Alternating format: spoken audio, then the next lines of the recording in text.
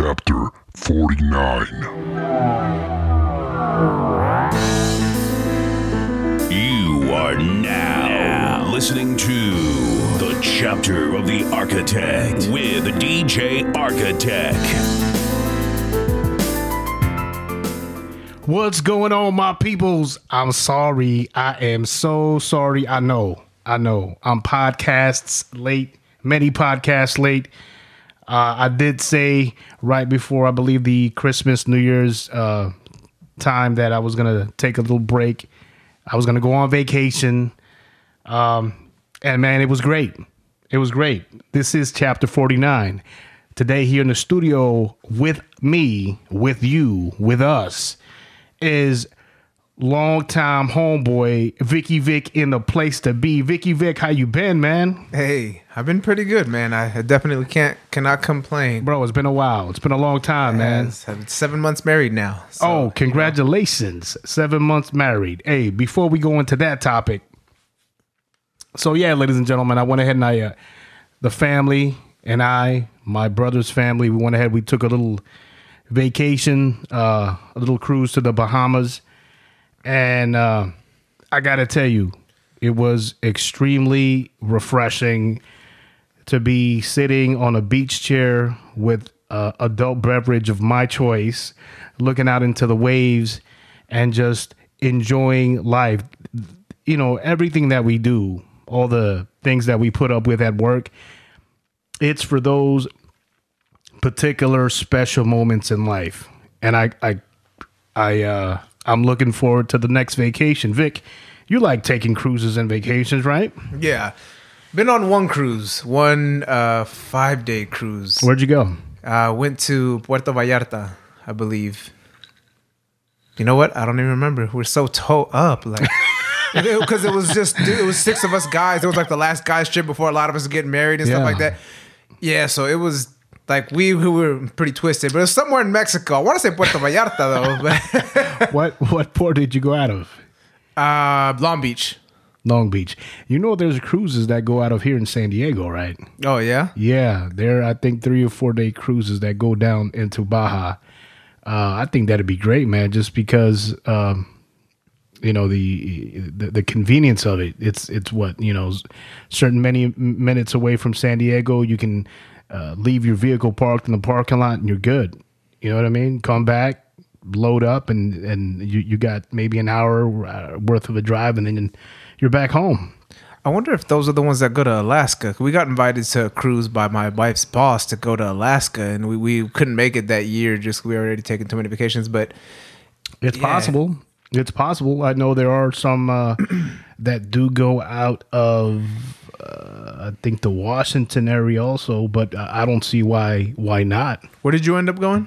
We went to Key West, and then we went to 2 islands in the Bahamas. We went to Newport, which we greatly enjoyed Newport. And then we went to Nassau. Orange County? No, Newport, Bahamas. Oh, Newport, Bahamas. Yeah. Okay. Yeah. Gotta be specific. That's why I told you. You said, where'd you go? And I said, Bahamas, Newport, and Nassau. But Nassau was nice, but we enjoyed Newport more, I guess, because when we got there, we had beautiful weather. And then we went to Nassau was the last port, and the seas were rough, man. Like, you couldn't go into the ocean. And there was we stayed at the Atlantis Resort, which is awesome. But to me, it was a little bit too much, man. The resort is so big that you really need a couple of days to explore everything. It's that huge. And I'm more of put me on the beach with several beers and I'm good. You know what I'm saying? And maybe perhaps a little bar area with appetizers close by, so I don't have to go too far. And hey, man, I'm good. I'm happy. You know what I'm saying? I don't need too much, man. When I go on vacation, my priority is more to relax, decompress, and whereas my wife's her priority is to go explore, shop, and I understand.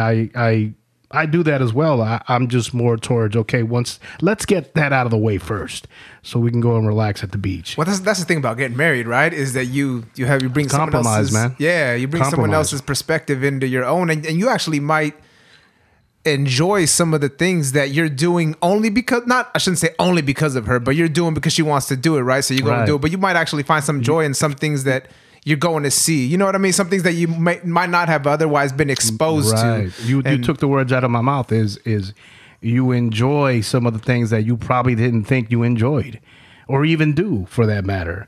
Out of all the places that you've gone on vacation, man, what's your favorite destination? Oh man, we went to. You know what? The most beautiful place that we enjoyed the most, just off of visuals, was Kauai. It was, I mean, it was so green and luscious, and it just felt like the closest to your ancestors that you could, because there wasn't any huge cities. It was just a bunch of greenery around you. You know what I mean? Everybody was kind, and it wasn't a ton of people, so it just felt like. Is that the Big Island? I don't know if it's the Big Island. It's Kauai with a K. Yeah, I'm not too. I don't think it's the Big Island because it's small. Right? But they have a saying there that if you don't like the weather, just wait 5 minutes. So that was another awesome, fantastic thing, man. It would be bright, sunny, then it would just start raining out of nowhere. Yeah, I was gonna say that regarding our favorite place, our favorite location to go on vacation is Hawaii and Oahu. We always stay on Waikiki, which it's busy. It's busy, but I don't mind it. You know what I'm saying? Because we tend to stay at the Hawaii Hilton Village, at the Rainbow Tower. The beach is right there. They have a man-made coral barrier so no sharks can get in and get that's sick. My chunky ass. So, but that's I wouldn't have even thought of that. Yeah, that's to protect. The people that are staying within the resort. Who wants to invest all this money into a resort and then have the people paying money scatter because of a shark attack? So no one will come back. Exactly, right? So they made too much money on the line. They made this coral reef. It's like a barrier, man, so no sharks can get in to get inside. And I love it there, man.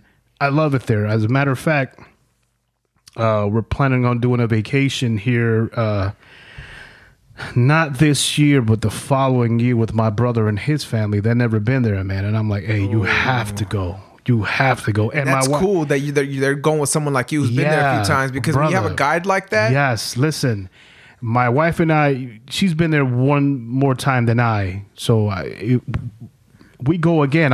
This will be my 5th time. We rent a car. We the highways, they only have, I believe, 3 or 4 major highways. It's, you know what I mean? It's hard to get lost.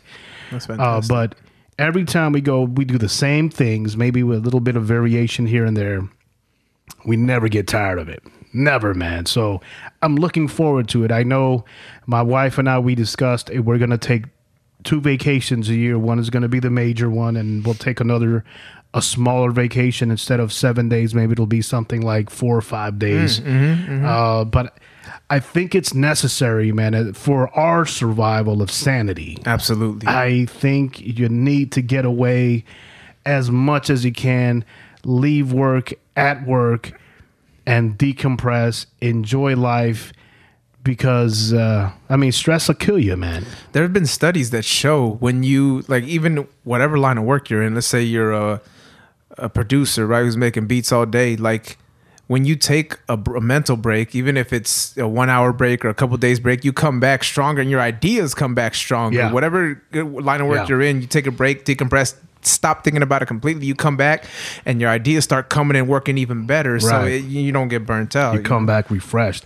I have also heard that it's better if you take a vacation in 2-week periods, because I hear the first 4 to 5 days, it's your body still in the transition mode of relaxation. And after that 5th or 6th day, then it's in that state of total relaxation. And then you get to really take advantage of those remaining, 5 or 4 days or whatever have you, to really enjoy the vacation.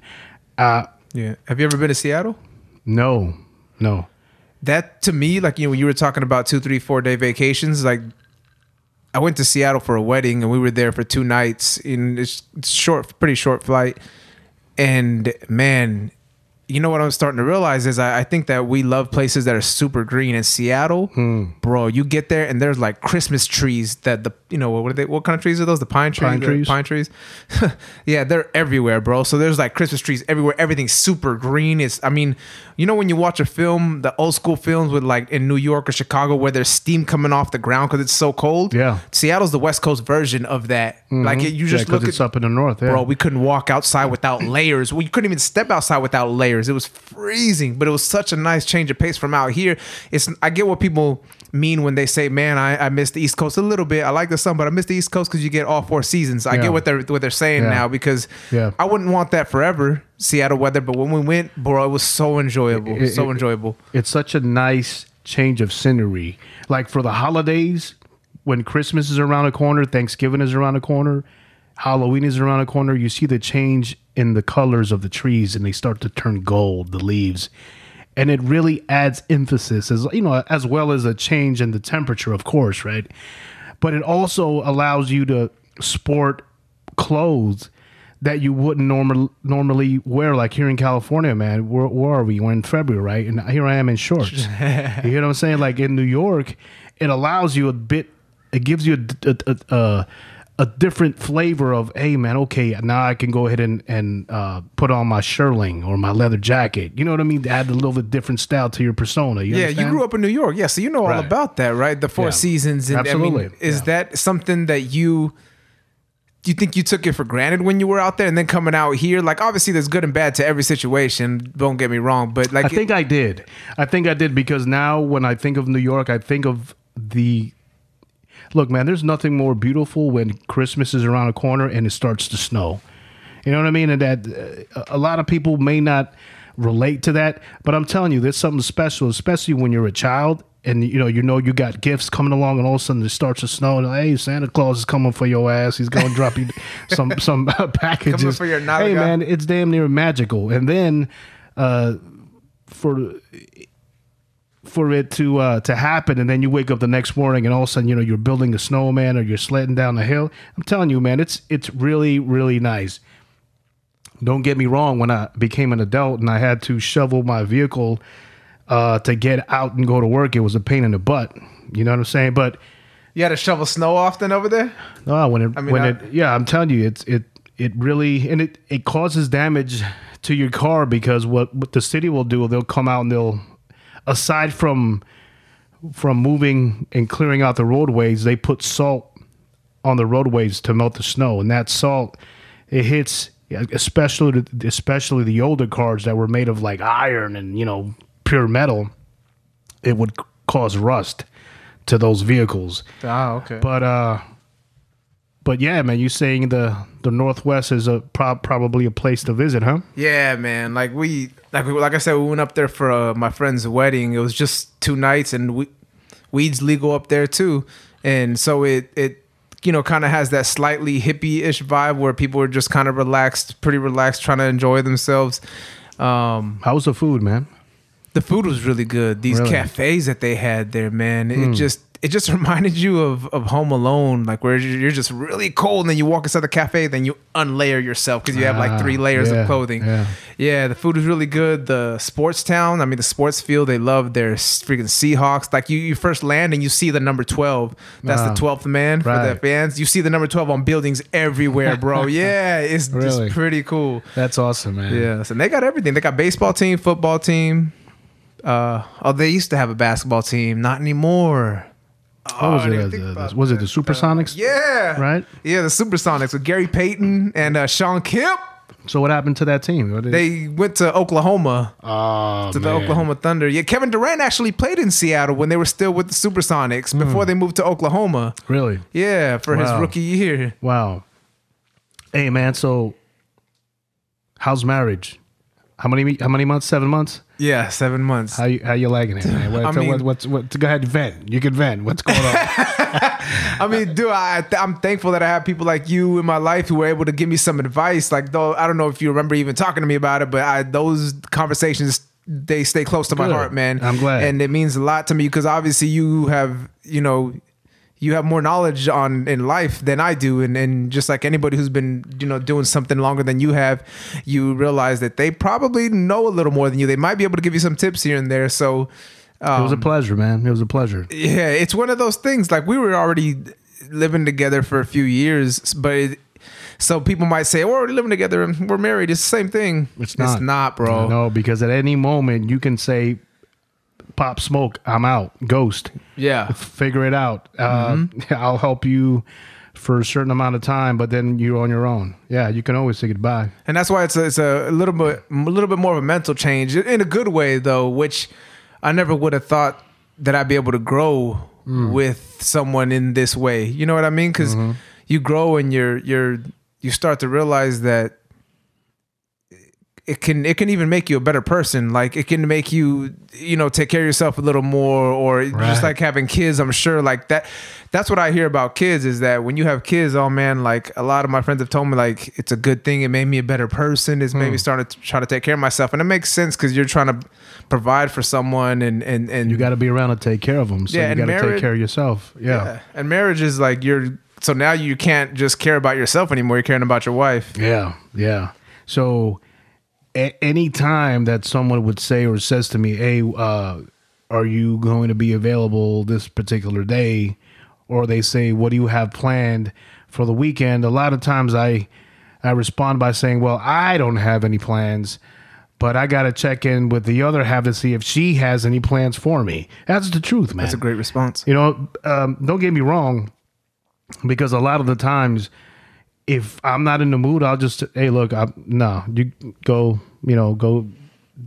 hang out with your family by yourself, but I'm tired," or whatever have you. So it's not like they hold a gun to your head, man, but I definitely don't like to make plans without checking with her first. You know what I'm saying? Because a lot of times when we're busy going back and forth with work, I may have something in the back of my head. You know what? This particular day, I want to go take her out to dinner. But I may not have the opportunity to communicate and let her know, "Hey, look, this is what I have planned for next weekend." And she might have the same thing happening with her with a different type of event. You know what I mean? We just haven't had the time to sit down and be like, "Hey, look, this is what I have planned." And sometimes it clashes. Absolutely. You know what I'm saying? So if it's not that important to me, okay, well, we'll do what you want. You're being preemptive when you do that, when you say that to someone. Man. And believe me, for a long time, like, I just had an epiphany, man, an awakening, if you will, where it's making me look at things in a very, very, very, very different light, man. And it's for the better. It's for the positive. And I can't say in the experiment mode of it. I'm just treading uncharted waters. So before I even speak about it, I want to be able to know it or gain more experience with it before I come out and fumble my way and not giving an accurate description of what it is that I'm doing to better my marriage or my train of thoughts. That makes sense? Well said. Yeah, absolutely. And you know what it also helps is you don't want your wife to plan things. Like, let's say your boy Dizon hit you up and he wants you to mix his 9 tracks for his new album, right? And you had plans on doing it on Saturday, right? Because you guys didn't have anything planned, but then she plans something and doesn't tell you. And here comes Saturday morning, "Oh, I forgot to tell you we're going to this today." And you're like, "No, what? You don't want you don't want her to do that to you, so you're not trying to do that to her." Mostly guys do that to the women usually. But women do that to the men, absolutely. So when that comes about, like, "Oh, come on, like, you got to give me a heads up." Yeah. Like, and when it comes to that, look, we all have to compromise, but as a man, you have responsibilities too. Sometimes you have responsibilities to someone else. It doesn't mean that other person's more important to your wife, but you've made an agreement with this individual way prior, to you, to any agreement you made with your wife. So you got to hold that binding as first, and your wife should understand. You understand? She should be able to say, "Okay, well, you should have told me a little bit earlier." "Okay, well, I didn't, but I already had made previous engagements with someone else, and I can't break them." You know what I mean? Yeah. And if she's a adult, mature woman, she's gonna understand that. You know what I'm saying? So what I'm saying, fellas, is don't get run over either. Don't let yourself get run over. Don't be one of them punk motherfuckers that is in love with the pussy And you know, that's all that matters to you guys is whatever she says, and she's running you guys rampant, man. You know, you got to stand your ground too, guys. So I always think about like no vagina is good enough to overcome any of the other faults. Like if she's just terrible around your family and she calls you names all the time, like there's no vagina. Like you bust enough for a few seconds, man. Like the other stuff is for the rest of your life, the rest of the time. Thank you. You have to spend hours upon hours upon hours with this person, man. You have to be able to get along. You have to be able to enjoy their company, man. But that sexual moment is not going to be the one magnificent thing that is going to keep your marriage together. Hell no. Hell no. Absolutely not. But you guys doing good, man? What's going on? You guys, everything's working out? Yeah, we're doing pretty good, man. I can't complain. I did sober January, if you will. I didn't drink or smoke weed for a month. Well, I don't smoke weed. I ingest weed. I don't really smoke it, but I do take edibles to go to sleep, or if I'm, if I'm going to a social party and I don't feel like drinking too much because it's so bad on the liver, I'll take a little bit of a small edible. I microdose my stuff, so I don't go overboard. Like people think about smoking and they start tripping. No, I microdose all my stuff, so that's why it's like the equivalent of taking 1 or 2 shots, as opposed to taking 20 shots. You ever hear about someone eating a cookie and they're just gone for like the whole night? Like, they're tripping. Yeah, that's like the equivalent of taking 20 shots, man. You can't take 20 shots. Like you have to microdose your stuff in. That's smart. Yeah, and that's smart. So you're still somewhat coherent and you're not going overboard. Right. Yeah, it's like you're putting a limit on yourself. Why did you choose to take a month off from drinking and doing these other things? Really, man, it's the same reason as why you take a vacation. Like, you can't, to me, I can't do one thing every single day and that's it. You know what I mean? Like there has to be breaks in life and there has to be a reset button, if you will. Like a change in a pattern. Yeah. Because it also gives you a different perspective. You start seeing other people drunk and you're like, is that what I'm like? Because I don't feel like that's like what I am like when I'm drunk. You know what I mean? But when you're drunk, you're not thinking about it. You know what I'm saying? Yeah. It's like, you know what I mean? Even if you were to put a mirror in front of you while you're drunk, you're like, oh, I'm great. You know what I'm saying? Everyone else is looking at you like, no, you're not. Yeah, right. Absolutely. I feel like it was just good for my body, especially, man, because I haven't been able to go to the gym like I once was able to. And I mean, I think in life, like that's one thing we have to. Like I tell my parents this all the time. Like we have to go to the gym. Like we have to work out. But our ancestors 200 years ago, they didn't have to go to the gym because they worked out every day by going and killing their meat, grabbing their food. Yes. So now we live in a time where we have to move our bodies. We have to. It gives us a mental break, bro, from work every day. When I'm running on the treadmill, I'm not thinking about anything else but getting my next breath, bro. So I don't have. Therefore, it lowers my anxiety, right? Because I'm not thinking about stuff too much, and I'm just focusing on getting air. It's proven, man. It's proven. If you feel depressed, anxious, any negative thought that you have, I guarantee you, go on a run. If not, go for a 30-minute walk, go swimming, do some type of physical exertion. And when you come back, you're going to feel relaxed. Swimming's real good. It's something a lot of us don't do. That is what I love doing, man. I love swimming. Unfortunately, because of the rain that we've been having these past few weeks, and because I've been, gone on vacation, I haven't had a chance to hit it up, man. But what I'm doing now with a couple of my buddies is, we keep track of our steps. You know what I mean? So there's like a Fitbit, or? Huh? Like a Fitbit, like on your watch? Yeah. Okay. But they've got this app on the phone, right? So you put in your weight, how tall you are, and it gives you a target step per day. I mean, all of a sudden you're conscious of it, man. Like, oh shit, man, I'm only at 4,300, steps. I got to pump out more steps. You know what I mean? So instead of parking closer to a parking space to go into the store, you might take 5 or 6 spaces. Nice. You know what I mean? And things like that, man. You don't just have to worry about your car getting dinged either. Yeah, you know, you just say, you know what, fuck it, man. Let me just get up and move around. You're absolutely right. And it keeps you more conscious as far as like what foods are you eating. You know what I mean? Like, damn, man. Let me just by chance find out what is the caloric value of this donut. Holy shit, 350 calories. And by you doing your steps, you come to figure out, man, you're burning around 400 calories. So you're like, just on that daily step being accomplished equals out, you know, a little bit over one fucking donut. Don't get me wrong, that's just active calorie burning because you're always, just by breathing, you're burning calories. Right. You know what I'm saying? But we're talking about actual active burning calories. And another thing that we're doing is we're doing this, what do they call it, man? Hot yoga? No, it's this where you only eat. Intermittent fasting. Yeah, man. So I'm doing it for 12 hours, but I take it to a different level, man. Because of my work schedule, by 7:30 in the evening, I can't eat anymore, right? And that's depicting on, you know, how bad the traffic is. By the time I get home, I take a shower. I'm looking at that clock. Once 7:30 hits, I'm done. 7:30 in the morning, now that's my 12-hour mark, right?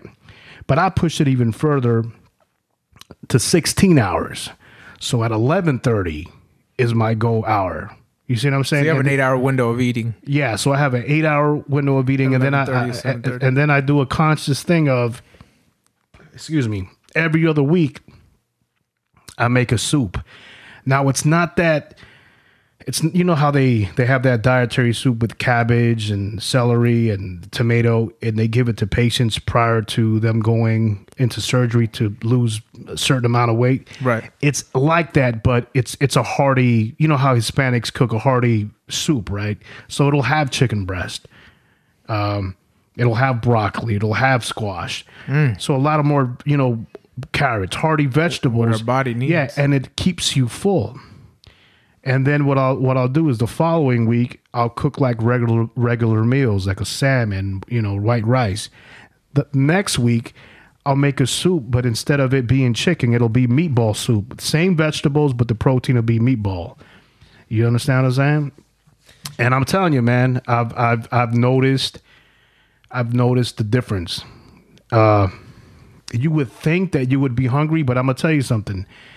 Just by drinking black coffee alone, it suppresses appetite. Brother, I'm good to go.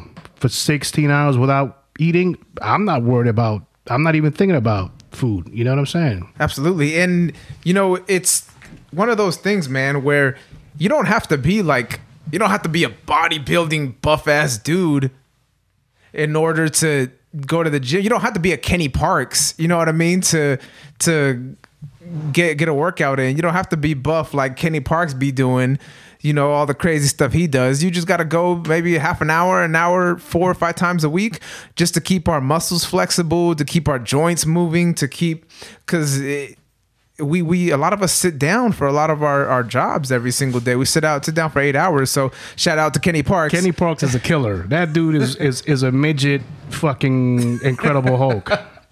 I'm telling you, ladies and gentlemen, that guy, he on something else, man. I don't want to go up to his status yet because I don't want him to break my goddamn back. But,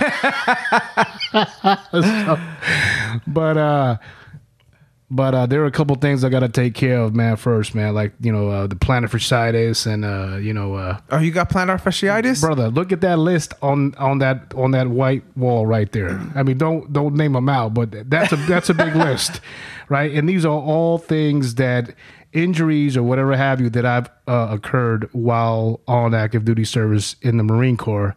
And these are all things that I got to take care of. You know what's crazy, man? Is that I look at that list and microdosing weed will help out, if not take care of a lot of that stuff. But it's one of those things where people think it's weed. And then the government has shoved it in our heads that you shouldn't be doing that, and then doctors don't want to prescribe it yet, but it's still legal, but they don't want to prescribe it. I'm not that ignorant enough to think that that's not the case, man. I don't need the government telling me what's good and what's bad. Half of those motherfuckers are corrupt morons anyways.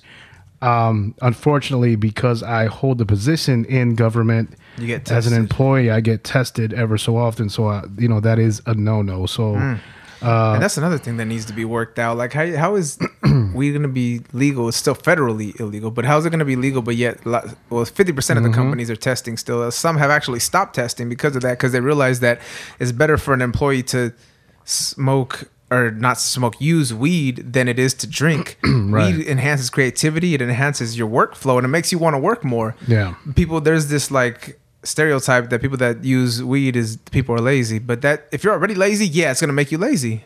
That's it. If you're not lazy, it's gonna make you more of what you kind of already are. I agree. But it enhances creativity too, man. It makes no sense for the state to legalize it and federal not to. It's mind-boggling. But I don't spend a lot of time thinking about it because it's a waste. It's a waste of human energy, man. We could do something else with that instead of asking why people are idiots. Why this, why that? Spend your time doing something else, man. Perhaps one day in the near future they'll get their head out of their asses, but I mean that's not for us to ponder right now. When did you realize you had plantar fasciitis? Because I think I have it. That's why I'm asking you how you. It's been several years now, man. I've been going to see my private doctor for it, and I get injected with cortisone. Cortisone you can only get injected 3 times a year. So I have specific, every 4 months or so, I have to go and get an injection, man. By the third month, ooh, man, it's pretty bad pain. And there's things that you can do to relieve the pain in the morning. You can grab a tennis ball and roll your foot on it, try to stretch it out. But I have plantar fasciitis both on my left and my right. And then I have a heel spur on my left, which makes my left totally... You know what a heel spur is, right? Mm-mm. It's a bone, but at the very bottom of the bone, there's a splinter of a bone. So every time you walk, it pokes at your muscle. Also, your bone is kind of slightly broken, and it's poking. Imagine it's like like a thorn, like pinching into the muscle of the bottom of the foot. Yeah, so along with the plantar fasciitis. So yeah, dude, I got a couple things I got to heal before I can go ahead and you know what I'm saying, I'll do Mr. Kenny Ken in the place to be. You know what I'm saying?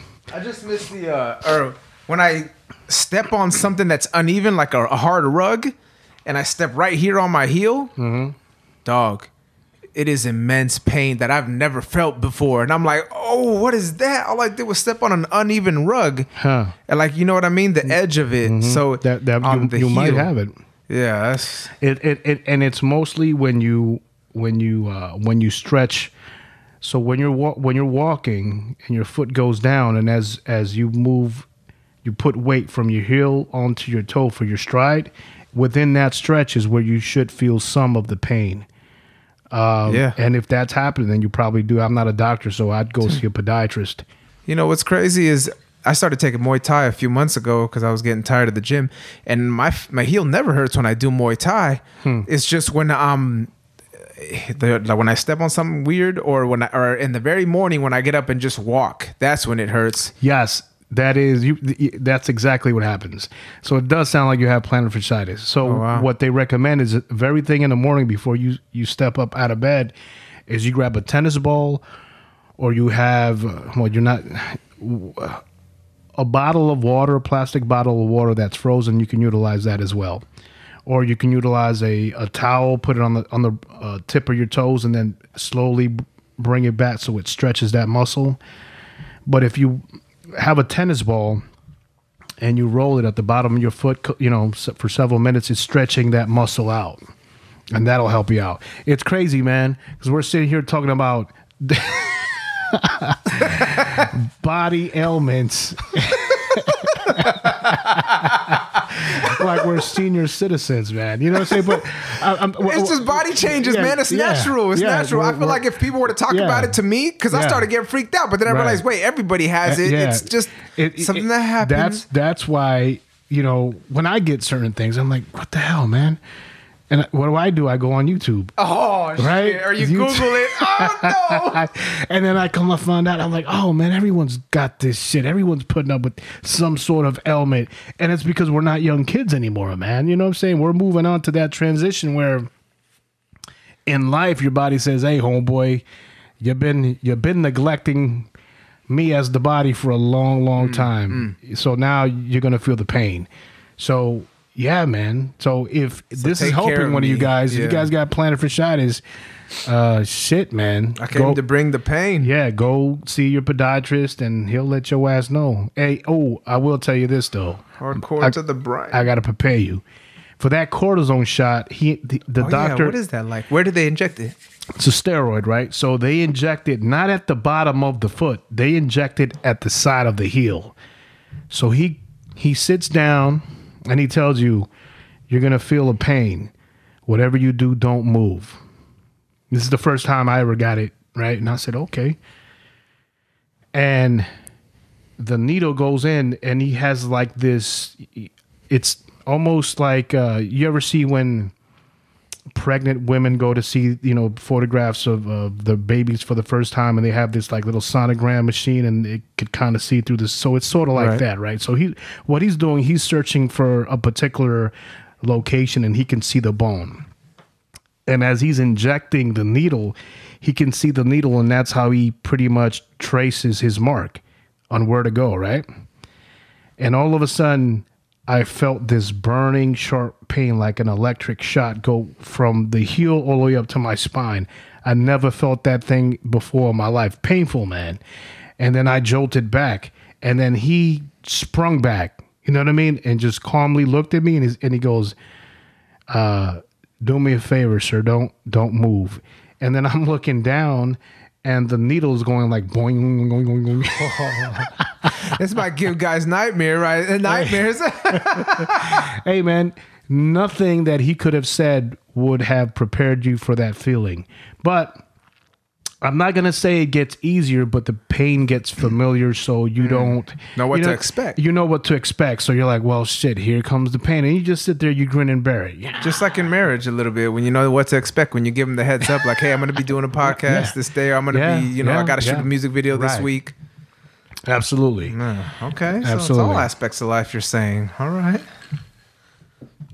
Hey, man, let's talk about the music, all right?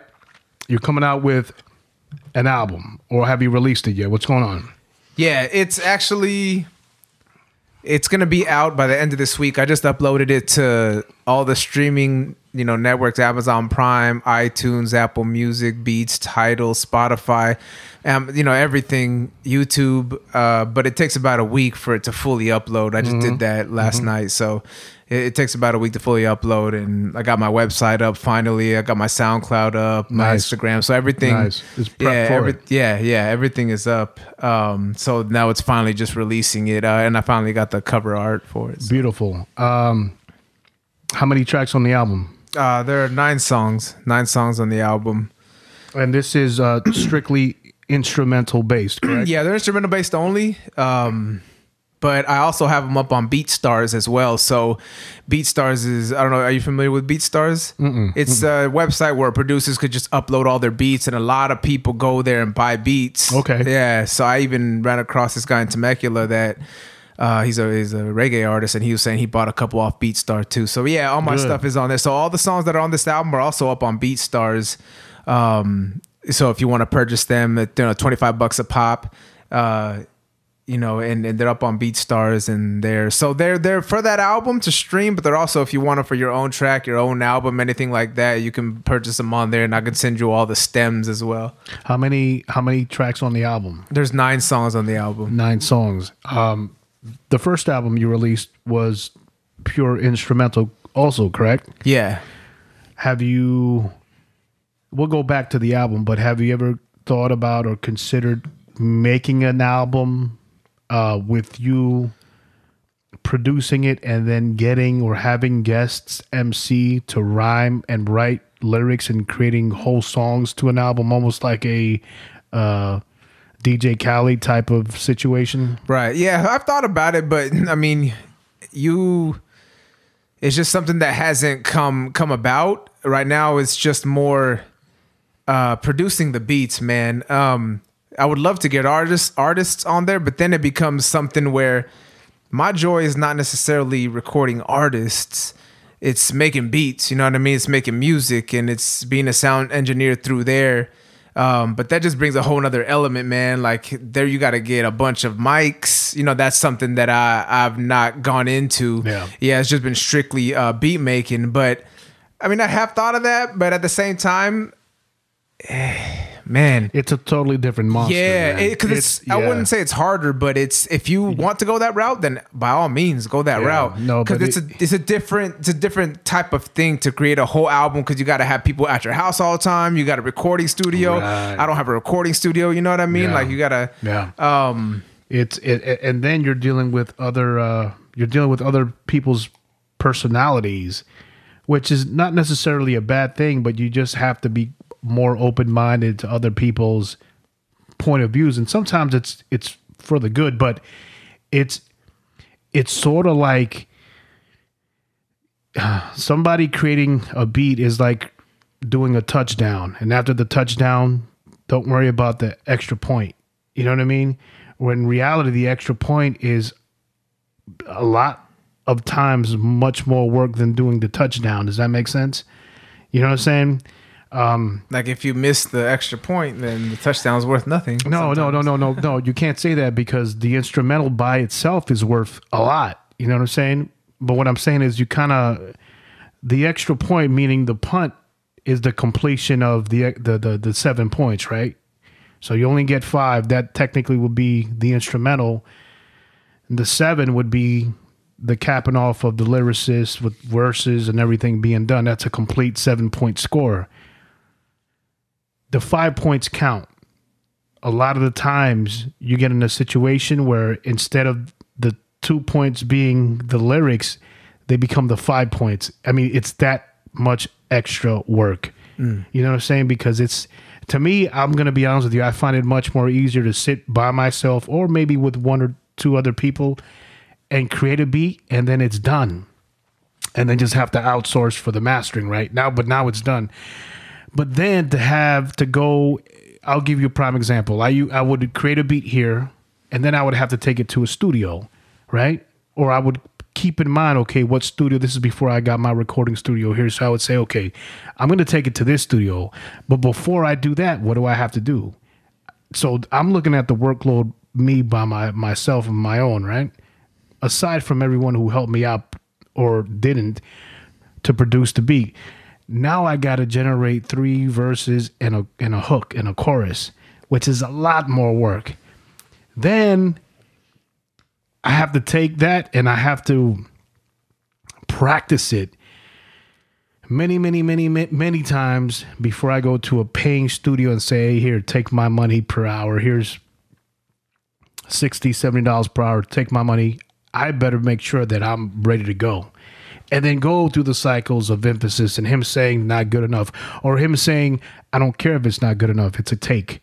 Hey, you're good. And you know in your heart, no, it's not good. So that's what you're going to have to deal with. You see what I'm saying? And it's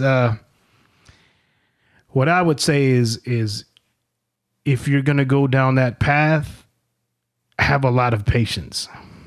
Have a lot of patience, because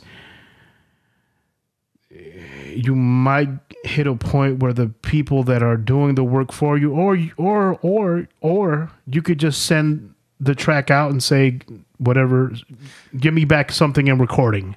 Yeah, that's true. Because I was going to say, that's one of the biggest pains is you have to count on other people. You have to count on other people. But to your point there, if you're plugged into the right artists there, where that is what they want to do for their lives, that is what their craft is, and they work on it every day because of that, then they're going to be, it's going to be like hot knife through butter. Yeah, they're going to be sending you back a nice verse. They're going to work on it hard. Absolutely. And we're in Temecula, bro. How many rappers do you know in Temecula? Brother, and then there's a situation where, let's say you kind of have to almost, as a producer doing that and trying to create that, it's sort of like, how much do you have invested in the track? Like 100 million% you invested into that track, right?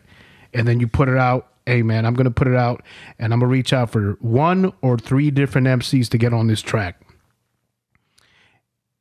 You put it out, they return it, and perhaps 2 or 3 or that one verse from that artist is not what you conceived to be 1,000% of energy into what you put into that track. So it's really not up to your standards. You understand what I'm saying? So now how do you go about, do you accept the half done or half energy completed status of marrying to your 1,000% energy invested into that track, or do you go back and you say, "Can I talk to you for a second?" Yeah, and that may be something to do for another one of my projects down the road. It's kind of just whatever is bringing joy to me right now, right? So that's why we do what we do in order, if we love it, whether you love recording, you love drawing, you love, you know what I mean, engineering, whatever it is that you love doing, you do it because you love it, or you enjoy it. Yeah. But I'm not saying that I'm opposed to doing something like that, but there are a lot of truths to what you just said. Absolutely. I know, because I've walked through them, man. You know, like I enjoy recording. You know, so I've had people in the studio come and record, and they'll come in there and they have their own way of doing things. And I'll tell them, hey man, let's chop that up, or let's punch you in and out. You know what a punch in and out is, right? Right. Yeah. So they can catch their breath, right? And I'm like, no, I want to go all through it. I said, no, man, you can't. Because if unless you go through big it, pun, you know what I'm saying? Or my man, you hear him breathe, or my man, Nocturnal Sun, right? Ooh. Which keeps on tempo. But he was going off tempo because he had to pause that millisecond just to go, and he wasn't keeping up with the downbeat. And I said, dude, as much as you think that you're on beat, you're not. Well, that's another perspective is a beautiful thing to have. You know, a second pair of eyes, right? Yeah, no matter how good absolutely. of a video editor you are, you need a second pair of eyes to come take a look at this, because you're going to see something that I don't. I'm thinking about it too deep. I'm thinking about it too complex. So you're going to be able to look simplistically and tell me what's going on. Look at it the way a customer or a consumer will look at it. Yeah, man. So those are the things that you have to sit there and you got to tell people in their heart of hearts. You're like, nah, dude, I'm riding the beat flavorfully. This was beautiful. Nah, homie, you missed the downbeat 2 verses ago, homie. You're riding the tail. You know that's when I feel like if something like that were to happen, then if you're a producer and you're recording for an album, you probably have a good amount of artists at your grasp that you can come and record. So hey, come and record, you know what I mean? And records, and they leave, and if it doesn't sound good, you just don't put it on. That's what I feel like a lot of producers take that route. Like, dude, I don't have time to talk to this dude. I gotta make it happen for the album. I think that's much, and you know what? A lot of people who are into music and are listening to the podcast right now should probably utilize that option. That's probably the best option to go, instead of going back and saying, can I talk to you, and then create some kind of possible negative energy and then hurting somebody's feelings. Is just leave it out. And this is what BeatStars allows for, man. Because as an artist, artists know what kind of beats they want, right? Rappers or singers, they know what kind they want. So you go on the BeatStars and you see what kind of style you're looking for, and you use it. You pay for it, whatever, for $35, whatever your price is. And then if it blows up, you need the stems, and you get it back from the producer. Now you got to make a deal with the person who made the beat. Absolutely. So yeah, it's one of those things where like the times are changing. You know what I mean? You don't have to go to a person's house to record anymore. You don't even have to know the person to get a beat from a dude, bro. Listen, I've sold several beats on this website called mybeatshop.com. I've sold several beats, and I would have loved to hear the end product. I would love to hear the end product, but you know what I mean? I don't know who the fuck bought them. All I get is a payment. 3 beats sold, 2 beats sold, 5 beats sold. That's a great point of view. You know because now if someone buys your beat, they're going to be like, hey, this is the song. Can you promote it on your stuff too? Because they know everybody's got to have a social media. So you're trying to put it out there, and all it takes is one sentence. Yeah. Hey, here's the song. Can you send it out on your email? And I'm going to tell you something. It benefits the writer, being the MC, to get in contact with the producer, because with that contact being made, the writer, being the MC, can be like, hey, look, man, I know it's a solid format, but this is the idea. What I've got on the second verse, can you drop the bass line and the kick and the snare for 2 bars and then, you know what I mean, create a crescendo and then bring it back, you know what I mean? So customize the actual beat to that person's needing or wanting. Yeah. You know what I mean? And shape the beat around the vision of the person writing the song to it. Yeah. You know what I'm saying? Instead of just giving him a blocked format of 3 verses and 3 hooks and here it is and you figure it out. You know what I'm saying? There's definitely something to be said about absolutely making an album with an artist where it's just you and the artist or you and a group every day being in the studios together. It's a different vibe than creating an album that way online. Perfect. A perfect point. Another way of avoiding negative tension or negative energies or avoiding conflicts is by having the artist in the studio with you. And well, see, the problem is not all artists can sit there and write in front of people. I don't prefer it that way. I prefer to get lost in my own world with the track, sit by myself, and then, vomit whatever comes out of my mind, right? But there's other people that can sit in a room and write. And with that energy being put out, you can sense whether it's good or not. And before that individual leaves your home, your studio, you know whether it's going to be a keeper or not. You see what I'm saying? Yeah. Now let's talk about the individuals you work with on this album. Yeah. It's a collaborative album, so it's me, Dazan, and Grizzle. We made all the beats on there, and three individuals, you, Dazan, and Grizzle. Yeah. Okay, so you sent me the album cover. There's 4 people on there. Who's that 4th person? The 4th one is Brian. He's the one that has the guitar solos on the Bob Ross intro, the Happy Accidents, and on OY. Hey, Bob Ross. Yeah. People who listen to the podcast, I hope you guys know who Bob Ross is. How'd you get into Bob Ross? First of all, explain who Bob Ross is. Yeah. Bob Ross is a painter, and he's at what TV shows, things like that. PBS, used to be on PBS, yeah. Uh-huh. Painting for little kids. But I remember when I was little, I used to see him on the MTV commercials. You remember those 3 or 4 second intros and outros? That's how you know from him? the music videos. That's how you know him. You remember that, right? Yeah, well, he would just paint for a few seconds. I know him when he used to actually His paint. TV show. Okay, His yeah, TV show. Yeah, but that's how I first heard about him. And I was little, man. So I remember that, like, just thinking, like, man, this guy's a good painter and he has good, good quotes. And it's just real quotes about life. I'm fucking old. But it's on Netflix now, so the show has blown up, so everybody's watching it now. Oh, shit. That's kind of crazy, right? Like it's on Netflix now, so that was like this past Halloween, so many people dressed up for him for Halloween. Hey, listen. Okay, well, you're listening for the first time here on the chapter of the Architect. I'm also co-signing Yan Can Cook, who was on PBS.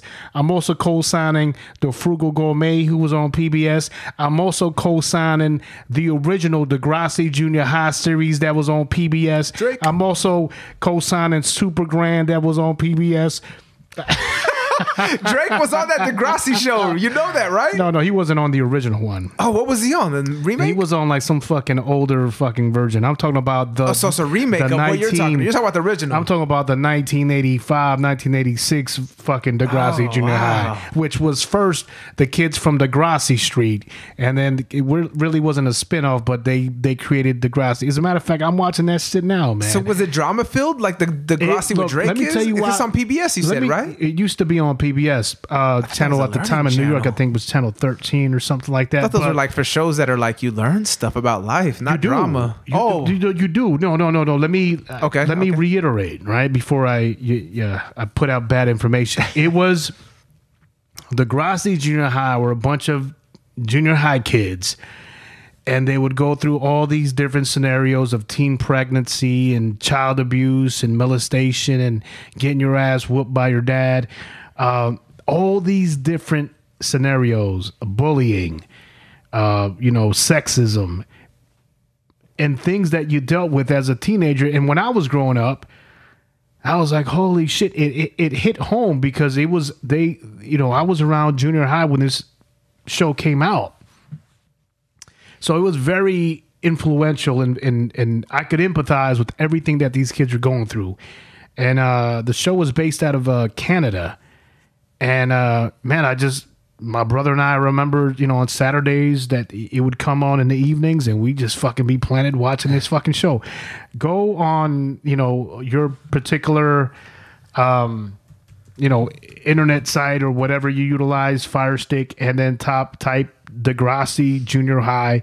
And I'm telling you, especially people of my age, is going to bring back some good memories, as well as Super Grand. It was just this grandma who had superpowers. Yeah, that's it right there. Them? That's it. Yeah. Okay. Yeah, that's it right there. Degrassi High. Yeah. Well, that's the later seasons. Oh. The beginning of that show was Degrassi Junior High. Junior High. Yeah, so there's several seasons. As the seasons progressed, then you see them evolve into high school. So it's pretty cool, man. Check it out. I'm telling you, when you look at it, it's like, damn, dude, this is fucking 80s cheese, man. But I'm telling you, the 80s cheese. The message, I like message was fucking wholesome. It was off the fucking hook, man. It was really off the hook. It was off the hook. But yeah, because whenever I think of Degrassi, I think of Drake.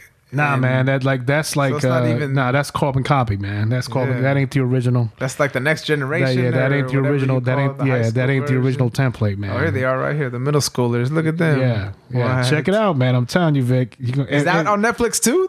Nah, it's not on middle school Netflix. series? Oh, which one's the ones that's on Netflix? Is it the high school one? No, you can find it on One your of them's on your on Fire Netflix. Stick. However you go ahead and buy. Do your. Because I noticed whenever something comes out on Netflix, bro, like it is trending on the internet everywhere. Hey man, have dog. you seen the Ted Bundy files? The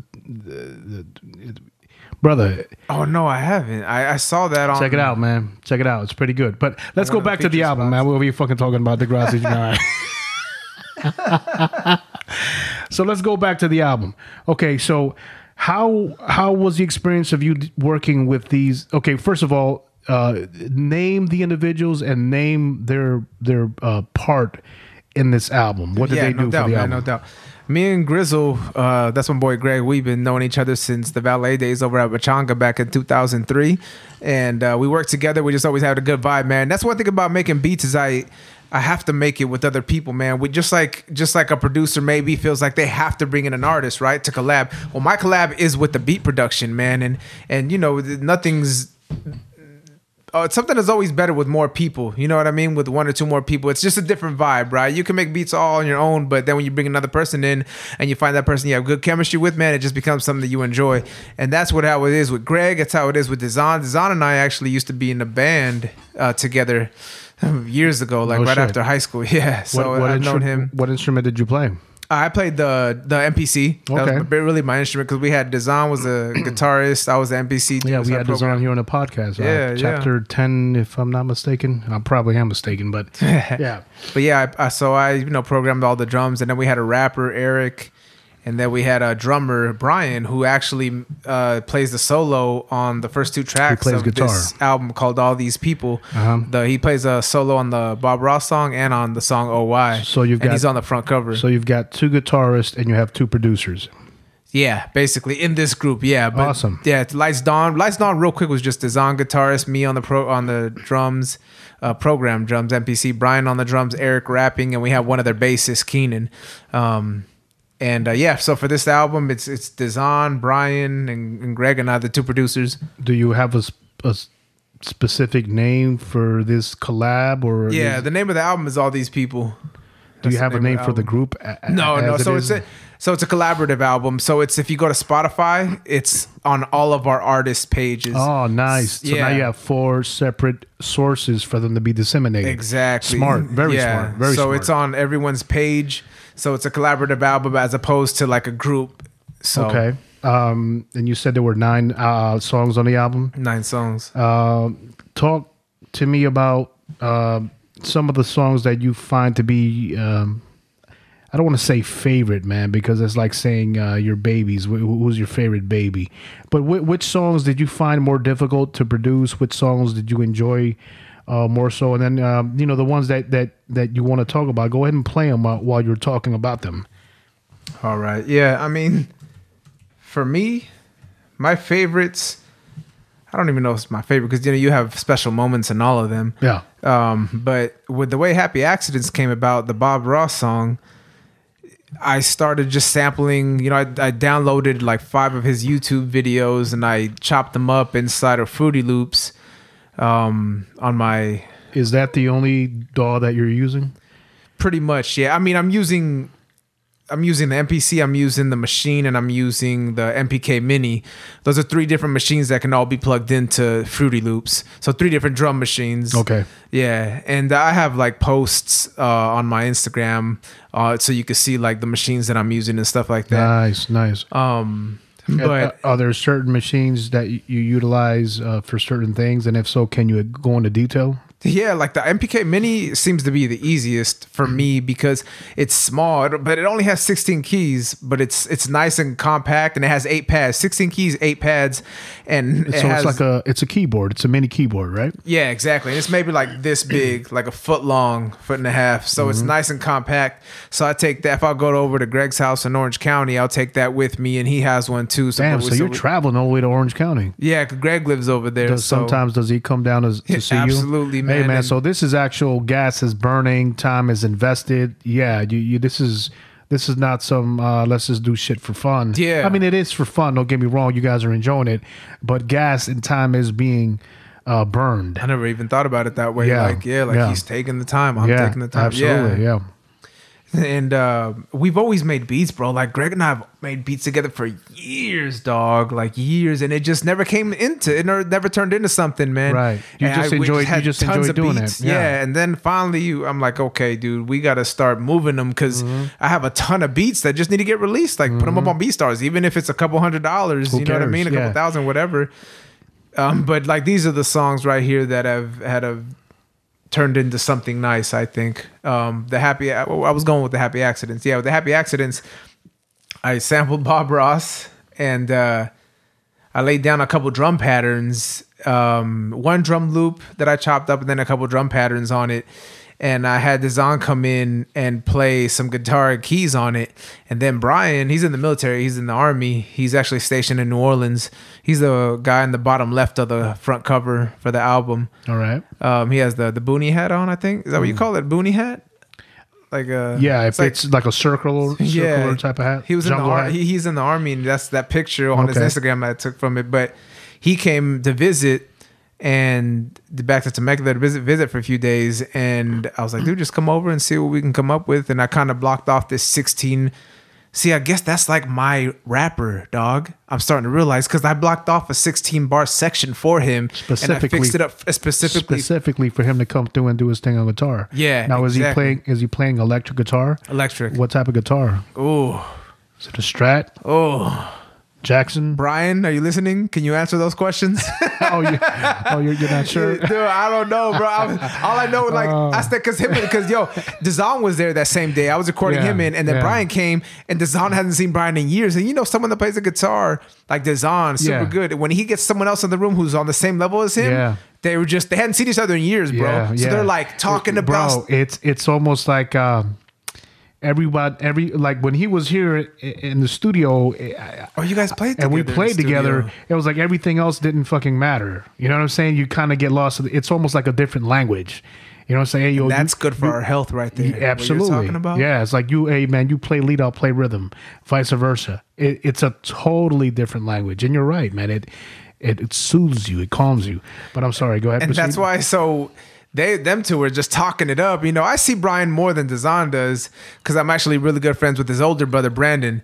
And so they were just chopping it up. I was like, I'm going to let them chop it up. And I was just, getting my things ready to record. And dude, this is the thing about these freaking guys that are amazing at guitars. They just are talking together and they're strumming and it sounds freaking beautiful, bro. And you're just like, hold on. We got to record this. Exactly. I'm just like, dude, like that's why Dazan, one of the best, he's probably the best guitarist that I know. Not to say that I know, a ton of people, but he's really talented. good. Yeah, absolutely. And Brian is really good with his drum rhythms, man. And it really comes out because Brian's dad was he played the saxophone. Oh, wow. Yeah, he's he's a good dude. And beautiful. So they were just talking, and Dazan was talking, or Brian was talking and playing the guitar, and I clicked record because I was like, that shit sounds amazing, dog. So he was plugged in, not to a mic. Smart. So So nothing gets nothing escapes.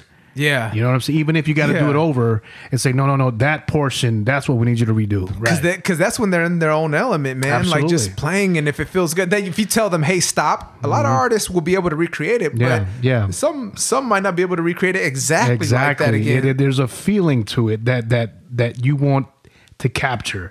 You're absolutely right. I know exactly what you're talking about. Yeah, so the solo on that song on Happy Accidents over at minute 110 to 130, that's the Brian solo, and that's what I had blocked off. Can you play that real quick? Yeah, absolutely.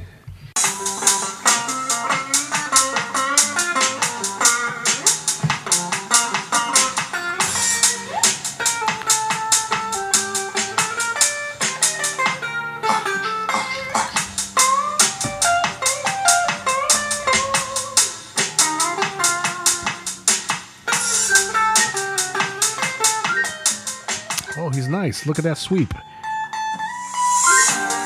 Nice. Who's playing bass? Dazan. Nice. Yeah, Dazan's playing bass. That's nice. You wanna go on to another song or talk about another song? Yeah. Oh, boy's got skills, man. Yeah. And Brian killed it on that solo too, man. Oh, I got you now.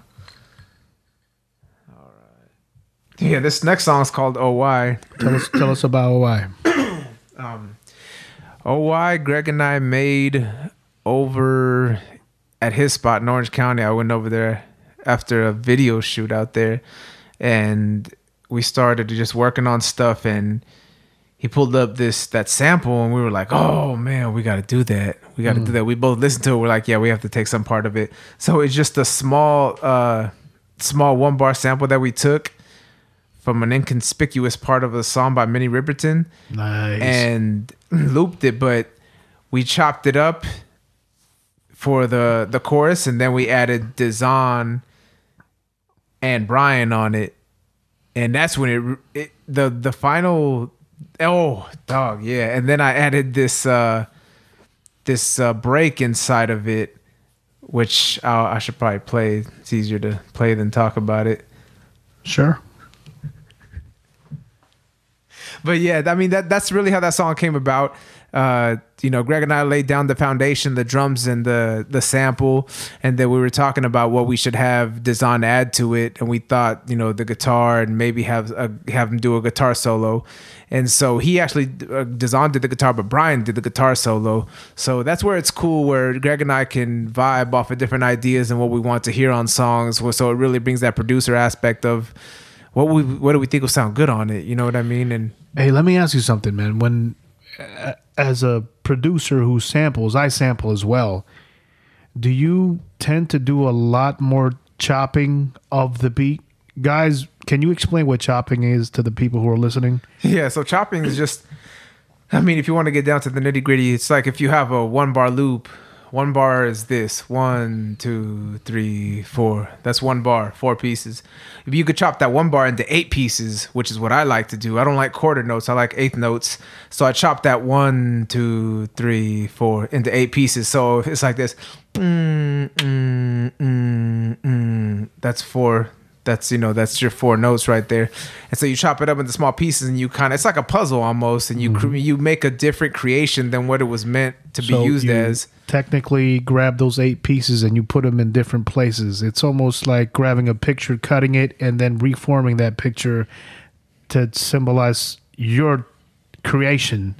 Technically, it's still the same picture, but now you just cut it up, and then you rearrange the sequenced pattern of the melody. Yeah, like Nothing But a G Thing, Dr. Dre, Puff Daddy. That's how hip hop got started. Hip hop used to take from the disco era, or any era really, but they used to take from the disco era and take something and create it into their own and make it into hip hop. So it makes it into a whole new song, which is a beautiful thing. You're absolutely right. What I do is when I sample is I'll grab the I'll grab the bar or the 2-bar, and then I won't chop it.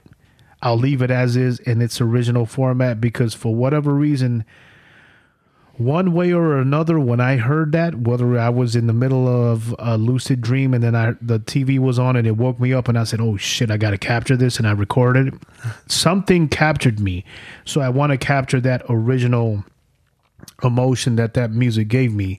So I tend not to chop it up, right? I want to leave it in its original format.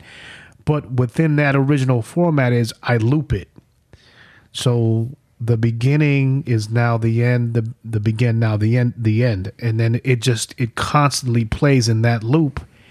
And then I add the background instruments to it to complement it, whether it's a bass line, whether it's a piano or a guitar. And I add the accoutrement to the background of it. But the original notes remain the same. That's sort of the way that there's a million ways to do it, to man. sample. Like Swiss Beats said, it's a million ways to get it. It really is, man. Like you could do it, and you don't do it the same way every time either. No, you know what I mean? So yeah, dude, like sometimes so much to it. Like I sampled a thing. It's called the Richard Marx, and it's wherever you go, wherever you stay. So I sampled the piano, and then when it came to the chorus, I sampled his vocals on the chorus with a heavy metal guitar in the background. Nice. I'll let you hear it after this, man. It's absolutely fucking bananas. And it's one of those things, man, where like it's sampling, bro, is an art form in itself because. It's an art form in itself, man. A lot of people may not see it that way, but it is, dog. Sometimes they will be convinced that it is eventually. It's more intricate than the original song. And I'm not saying that the original song is not as good. I'm just saying that different. The effort put into it. Yeah. So let's go ahead and listen to that next beat real quick. Yeah, absolutely.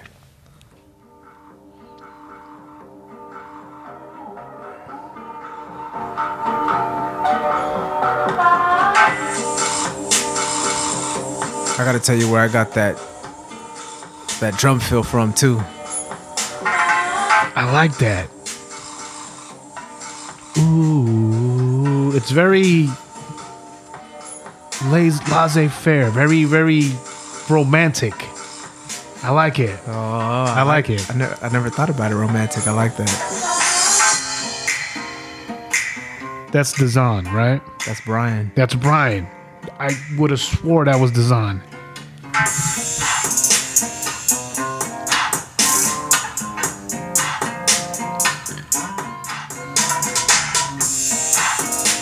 Yeah, that's Brian on that. That's an acoustic. Yeah. You can see a video on how it came about. I have some footage that I released on Instagram. Nice. Very nice. How long did it take you guys to put that one together? We made a night out of it. Like we recorded both those songs. We recorded both of those songs on the same night, and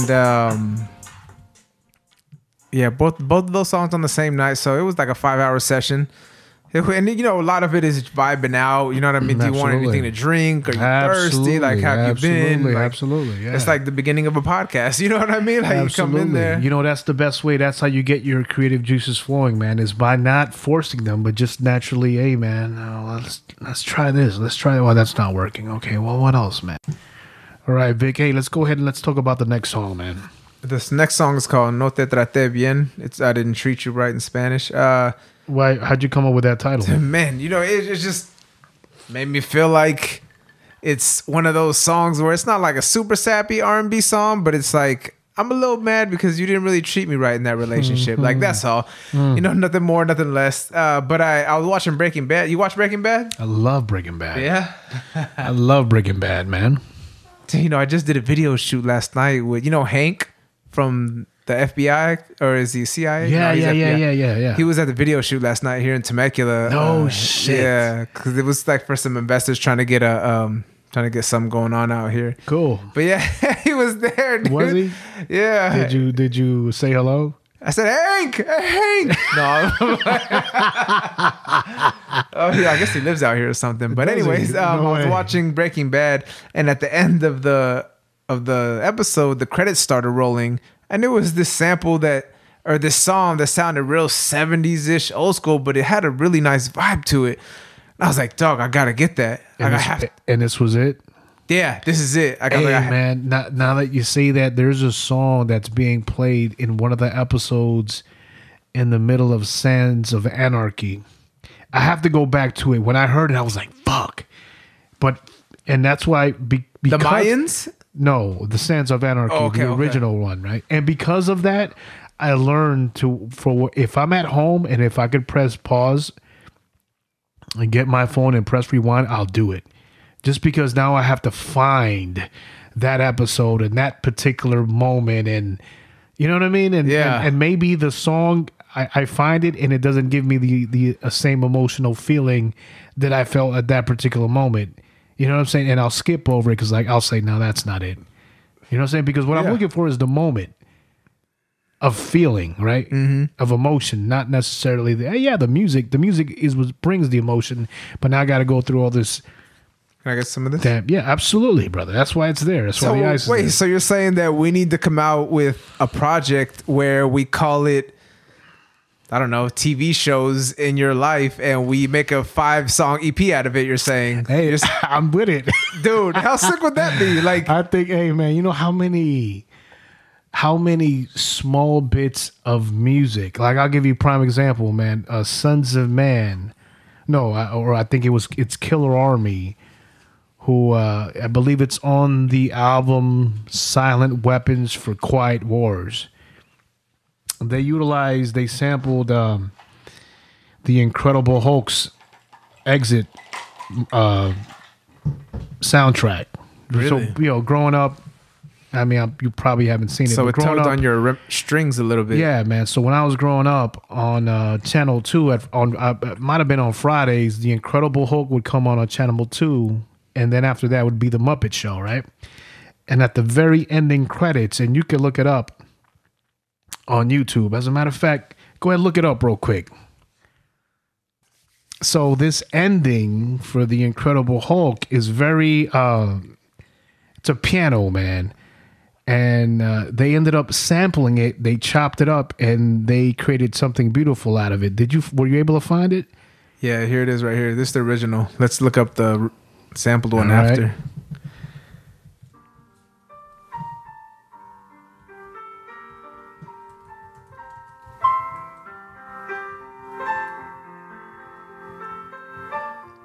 Yeah, listen to that piano, man.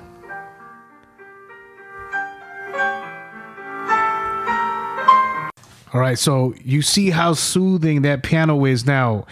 Can you find the Killer Army version? What's the name of the song? I think the song was called "Wake Up." Here, let me look it up real quick. All right.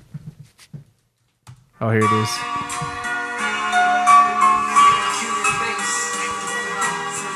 So you see how they sampled it and cut it and chopped it? Beautiful, huh? Beautiful. So that's what I'm talking about, man. You can cut the song. So yeah, that's what I'm talking about. Yeah, I'm down to make an album just utilizing samples based off of old TV shows. Yeah, right. But yeah, let's go ahead and let's move on to this song, brother. What's the name? So we're talking about No Te Traté Bien. I'm sorry. Yeah. Right. Yeah. So tell us more about that song. Yeah, so that song, as soon as I heard it on the ending credits of one of the episodes of Breaking Bad, I was like, oh my gosh, bro, that has to be turned into a hip-hop joint somehow, some way. So I looked up the episode, I looked up the artist, because a lot of times you look up episodes of TV shows, you'll see the whole soundtrack there. So I got the soundtrack, I went to YouTube, got my thing, this thing. I don't want to say what programs I use, because you can get like... Yeah, I understand. They actually... what you call it? You're not supposed to be able to take videos from YouTube, but that's just another way of sampling. Right. Yeah. We know that you can rip them. Is technically what it's called. Yeah, we understand. Oh, converting. We know. So that's why I didn't take it from YouTube. I took it from a secret party. Okay, good to go. But so I took that sample and I chopped it up, and I that was on my MPC actually, on my MPC 1000. I chopped it up inside of there, and then I added the drums and the bass line to it.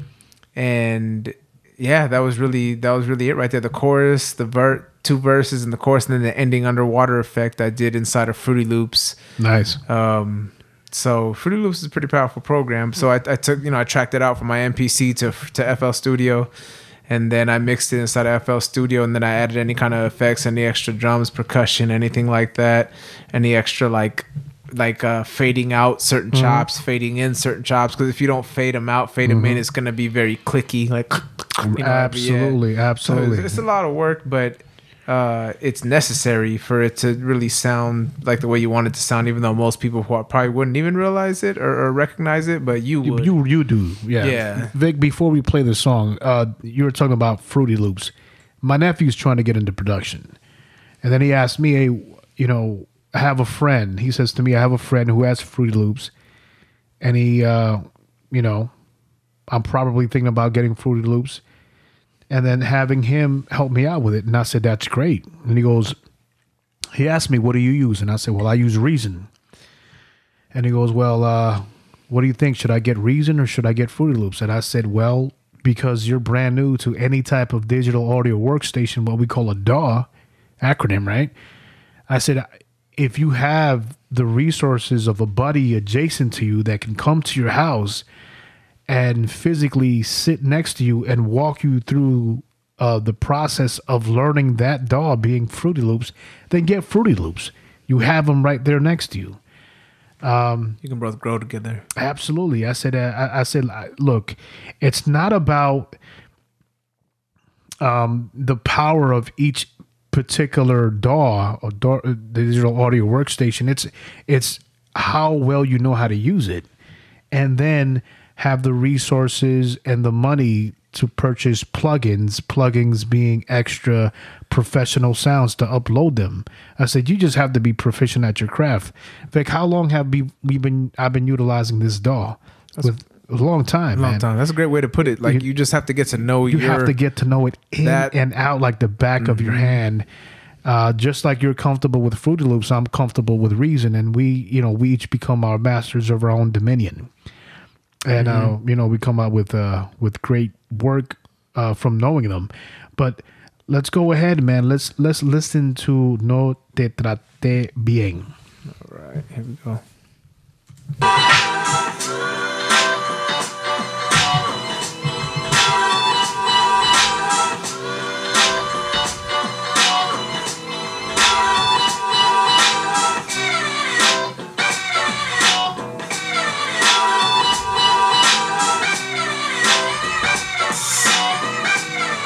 Those are the chops I'm most proud of right there, man. Those are...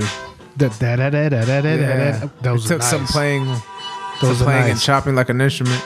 Yeah, I can see. Who's playing that guitar? That's part of the sample. Is it? Yeah. Chopped up, not just looped. I like it, man. I like it. Very smooth. Yeah, it's one of those like just laid back tracks, man, where you feel like someone can spit. There's not even a hi-hat on the beat. So I noticed. Yeah, it's sometimes it doesn't need it. Yeah, not at all. It's kick, snare, open hat, not a closed hi-hat. Then that sample right there that I chopped up. Is this separate from the song? That is actually a vocal sample from the same song. Nice. Yeah. So you just ended up chopping it and moving to a different side of the song. Nice. Very nice. All right, brother. What do you want to say before you leave, brother, regarding the album, man? Oh man, just check it out. Give it a stream wherever you listen to music, and tell me what you think. Drop a comment on Instagram or Facebook, and let me know what you think about it. If you have any suggestions, man, on what something you would want to hear sampled and chopped and made into a beat, like that'd be cool too. I love doing that kind of stuff because that expands my mind on. It makes me think of things I would have never thought of. And a lot of people are always like, man, they should make a hip hop beat out of this, but they, you can't reach out to certain artists. But just hit me up on Facebook, anything like that, Instagram, and just say, hey, chop this up, see what it sounds like. I agree, man. Let people know where can they find you in particular for the album. Yeah, you can, for the album, you can go on all streaming services. You can go on YouTube. You can go on Spotify, Amazon Music. You can go on Apple Music. You can go on Tidal. It's on all the streaming platforms. And then if you don't have any of those streaming, Spotify where you pay a certain amount of dollars a month and you just want to go listen to it on YouTube, that's fine too. We're on YouTube. The name of the album is called All These People. It's under Vic Leon. That's my artist name. Vic Leon, Vicleon. You can listen to it on SoundCloud as well, which is my SoundCloud is soundcloud.com/Vic Leon Beats. And then my Instagram handle is Vic Leon Beats. My Twitter is Vic Leon Music. And you can, if you want to go buy some beats or something too, you can go to beatstars.com/Vic Leon. And the Facebook is facebook.com/Vic Leon Beats. Probably a little too much information, but just Google Vic Leon Beats and you'll find me. Absolutely. You'll find me. Vic Leon Beats on Instagram. That's like what people are on the most. Yeah, then you want to go to my website as well. My website probably, actually, now that I think about it, probably the easiest is VicLeonBeats.com, and you can find all my social media, all my SoundCloud, everything on there. There you go. VicLeonBeats.com. That's probably the best way to reach me. You can email me from there, all that kind of stuff too. Great, man. And just give one last shout out to the people who played a part. The three individuals. Once again, what were their names? Yeah, absolutely, man. It's Brian Menencio. He's the guy that played the 2 solo guitars on tracks 1 and 2. Nice. And then Dazan, who of course is like, he's all over the album. It's basically his album as much as it is mine. That's why it's a collaborative album. Great. So yeah, it's on his page. He plays the guitar and keys on a lot of the songs. Greg and I we're the producers of it. We'll come up with the ideas, and then everybody will come over to my house and just, get all the recordings in. That's beautiful, man. Recording people in and stuff. I like the way you guys collectively get together and mesh and come out and put great music together, man. That's beautiful, man. Yeah. So. Once again, ladies and gentlemen, this has been Chapter 49 with my homeboy Vicky Vic in a place to be. Listen, if you get a chance to go out, check out his website and check out his music, man. I got a chance to listen to all 9 tracks, and you're not going to be disappointed, especially if you're an MC and you're rhyming out there, man. Maybe perhaps you can go ahead and snatch up one of these beats and put them on your album. Once again, ladies and gentlemen, I do apologize, man. I know. I was gone for a minute, man, but the vacation was beautiful. But I'm back, guys. I'm back. DJ Architech is back. Once again, thank you so much for your patience. Thank you so much for listening. This has been Chapter 49. DJ Architech out. DJ Architect.